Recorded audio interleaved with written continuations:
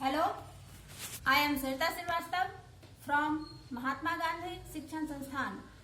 Welcome to Mahatma Gandhi शिक्षण संस्थान YouTube channel. बच्चों, मैं पिछले वीडियो में आपको वचन पढ़ाई थी, जिसमें मैंने पढ़ाया था कि वचन किसे कहते हैं, वचन के पहचानने के नियम। आज मैं आपको इसी के अंतर्गत वचन को कैसे बदलेंगे, वचन बदलने के क्या नियम होते हैं, एक वचन से बहुवचन बनाने के क्या नियम होते हैं, वह मैं आपको समझाने जा रही हूँ।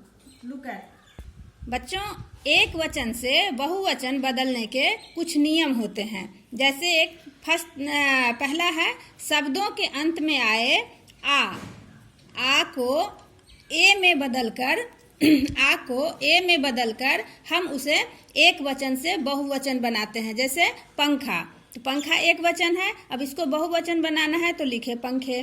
घोड़ा एक वचन है, इसको हमें बहुवचन बनाना है तो इसमें ए जोड़ देंगे, आ के स्थान पर ए जोड़ देंगे तो ये बन गया घोड़े।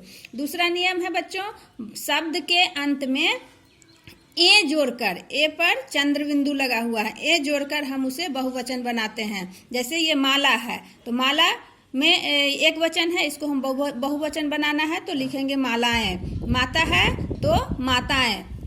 बच्चों, तीसरा नियम है कि शब्द के अंत में आए अ को ए में बदलकर हम उसे बहुवचन बनाते हैं। जैसे रात है तो रातें, इसको हम ऐसे रातें नहीं लिख सकते हैं, इस पे ऐसे चंद्र बिंदु नहीं डालेंगे, ये गलत हो जाएगा बच्चों। इसीलिए ये रातें होता है तो एकार और उसके ऊपर ये बिंदु अनुस्वार पड़ता है, चंद्र बिंदु नहीं।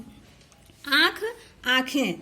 चौथा नियम है बच्चों, अंत में आए ई, दीर्घी ई को इया में बदलकर हम उसे बहुवचन बनाते हैं। जैसे घंटी है तो घंटी से घंटियां बन गया। तितली है, क्योंकि इसके लास्ट में अंत में दीर्घी ई की मात्रा आती है, तो इस दीर्घी ई की मात्रा को हम हटाकर उसमें हर्षी ई और इया को जोड़कर हम इसको तितलियां बना दिए, तो ये बहुवचन बन गया। पांचवा है बच्चों, अंत में आए, शब्द के अंत में आए या को या में बदलकर, या को या में, इसके ऊपर चंद्र बिंदु है, में बदलकर हम इसे एक वचन से बहुवचन बनाते हैं। जैसे डिबिया है तो डिबिया से डिबिया हो गया।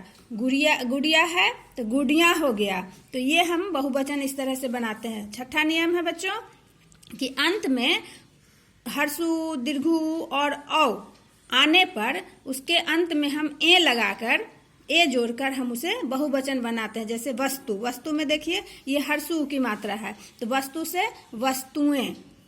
वधु, वधु में देखिए दीर्घु की मात्रा है तो वधु से वधुएं। यहाँ गौ देखिए, गौ में औ की मात्रा है, ये औ की मात्रा है तो गौएं। इस तरह से हमारा वचन बदलता है। इस नियम के आधार पर ही हम एक वचन से बहुवचन किसी भी शब्द को बनाते हैं। अब बच्चों, ध्यान देने वाली बात है कि व्यक्तिवाचक संज्ञा, भाववाचक संज्ञा और धातुओं को बोध कराने वाली जो जातिवाचक संज्ञाएं होती हैं वह सदैव एक वचन में ही आती हैं। यह भी आपको ध्यान में रखना है। जैसे नेहरू है, बुढ़ापा है, चांदी है, ये सब हमेशा आपको एक ही वचन में रहेगा, ये कभी भी बहुवचन में नहीं हो सकता है, चाहे वो व्यक्तिवाचक संज्ञा हो, भाववाचक संज्ञा हो या धातुओं को बोध कराने वाली जातिवाचक संज्ञा हो, हमेशा एक वचन में ही रहता है। इस तरह से बच्चों आपने क्या जाना कि शब्द के जिस रूप से एक या अनेक होने का पता चलता है उसे वचन कहते हैं।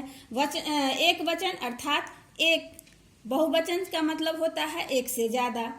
वचन की पहचान संज्ञा और क्रिया के रूप में की जाती है, क्रिया शब्दों के रूप में की जाती है। कुछ संज्ञा शब्द हमेशा एक वचन में और कुछ संज्ञा शब्द हमेशा बहुवचन में प्रयोग किए जाते हैं। आदरणीय तथा सम्माननीय व्यक्तियों के लिए हमेशा बहुवचन का प्रयोग किया जाता है। धन्यवाद।